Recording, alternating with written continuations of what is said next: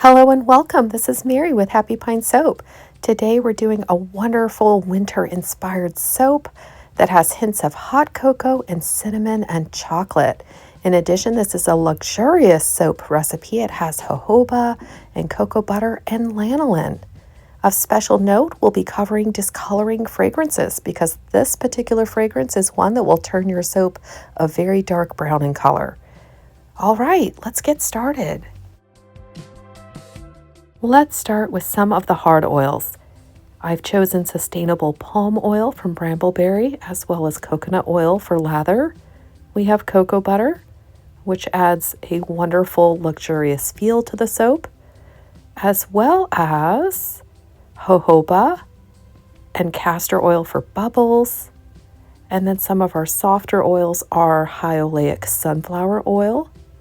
And lanolin is the first time I'm going to be using this. This is supposed to add extra moisturizing properties.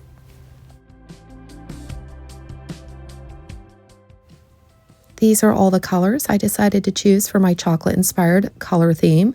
However, these colors will absolutely change and morph thanks to the discoloring fragrances, but I wanted to at least show you a pretty color scheme as I do a hanger swirl design for this soap. So just for the purposes of showing you the hanger swirl, I went with different colors. Otherwise, you could absolutely skip colors for a chocolate-inspired soap and just let the soap naturally turn brown, which it will absolutely do. Here are our fragrances, chocolate indulgence, as well as a combination of cinnamon cocoa from Brambleberry. I like to start with my hard oils. So here you see coconut oil in the bottom already and palm oil being added. And then next I will carefully weigh out and measure the cocoa butter.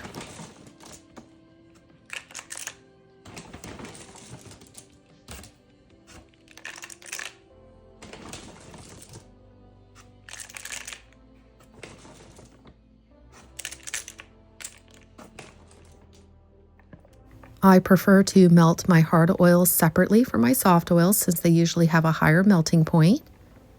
I like to put them in the microwave for about 60 seconds, stir them, and usually another 60 seconds, and I'm carefully checking the temperature as I do this. And once they're about 150 to 160 degrees, they're usually all melted. Now you see me adding the soft oils. This is the high oleic sunflower oil. I'll also add the castor and jojoba oil. And then the lanolin I added last because it is the most delicate one, and you want the temperature of your warm oils to be the lowest possible so that it does not ruin the lanolin oil.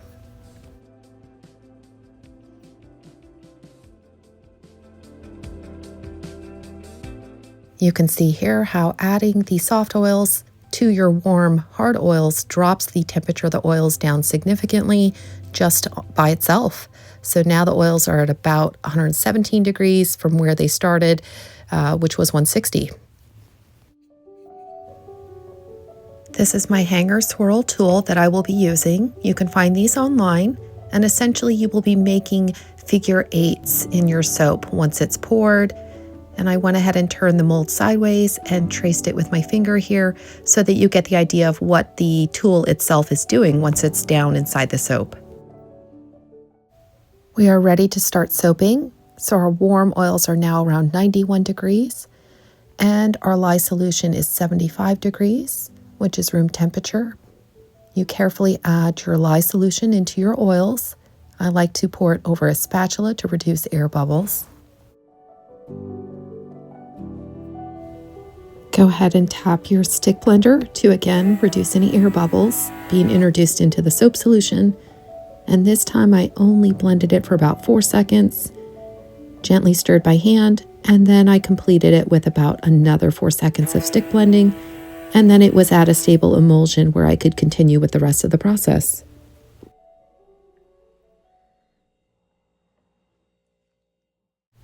The fragrance has been carefully weighed and pre-measured, and I'm adding it and gently stirring by hand.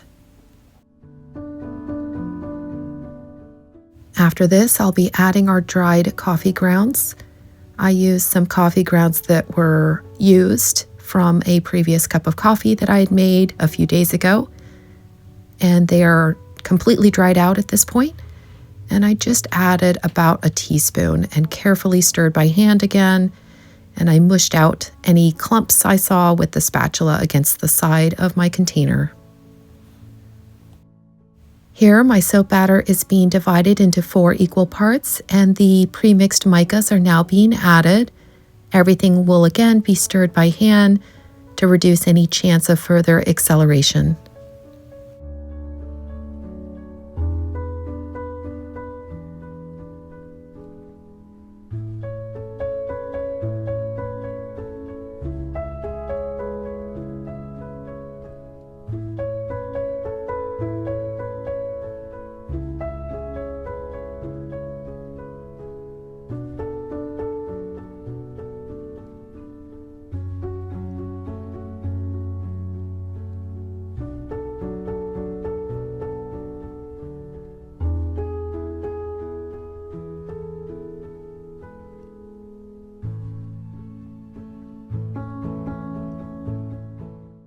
For this hanger swirl design, I essentially did a wall pour and poured the colors down the sides of my soap mold, and I alternated colors, which you will see me doing here, until all the soap batter was used up.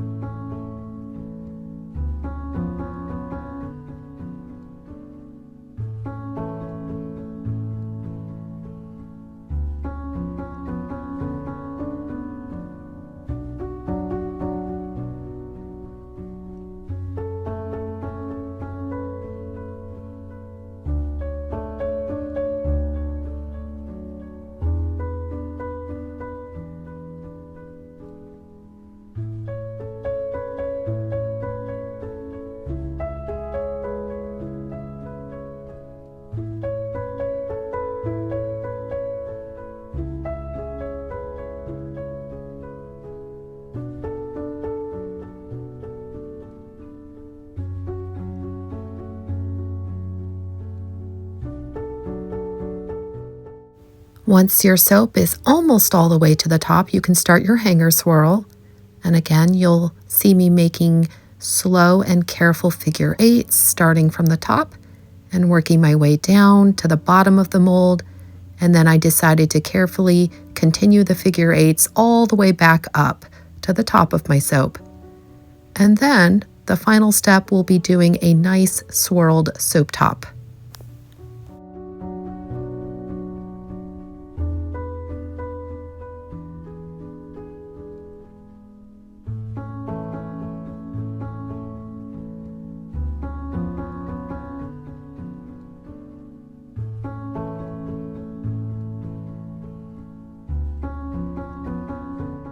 I had a little bit of soap left in the containers, and the soap was still quite fluid, which was actually surprising to me. This is the first time I used this recipe. I created another one here.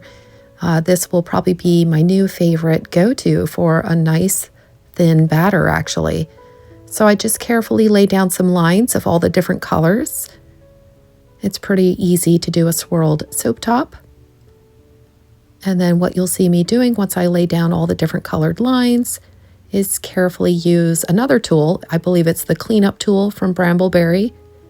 And I will make vertical lines in the top of the soap.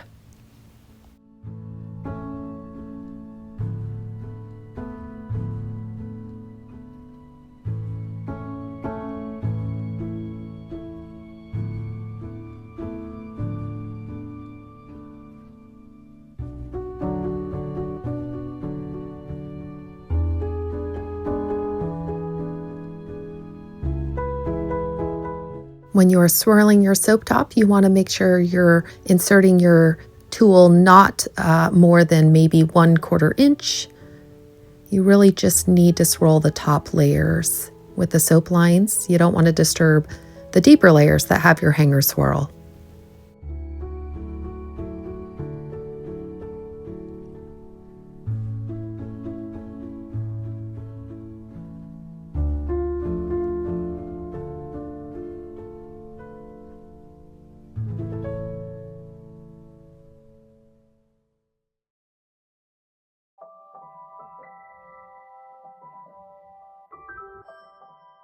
I did go ahead and oven process this for several hours, and then I took it out of the oven. After about 9 hours, it was ready to cut. And as you notice, the colors are already morphing and changing, which is totally normal for this type of fragrance. I did notice as I used it in the bath, it's been about a week and I have tried it out since it's a new recipe. And the colors do show back up once you are bathing with it a little bit. So actually the design doesn't go completely away, which is kind of nice. And it's a wonderful, wonderful recipe, super luxurious, very moisturizing. It feels wonderful on the skin, and the coffee grounds are perfect. They're just a little bit of scrubby without being too much. So I really love this brand new recipe. I'm gonna plan on using this quite a bit more. So I really hope you enjoyed this tutorial and found it useful. If you did, feel free to drop a comment below. If you haven't pressed the like or subscribe button, please do so. That helps my channel grow, and I so appreciate it. You all mean so much to me, and I hope you're getting a lot out of my videos. Feel free to drop any suggestions below, and I look forward to seeing you all in the next soapy video. Take care, everybody.